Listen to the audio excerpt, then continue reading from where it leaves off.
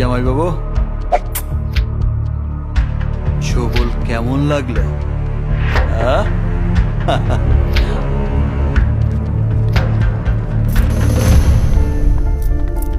জান, এটা তুই কি করছিস? কেন করছিস? তুমি কোনো চিন্তা করো না দিদি, যেটা হবার ছিল সেটাই হচ্ছে।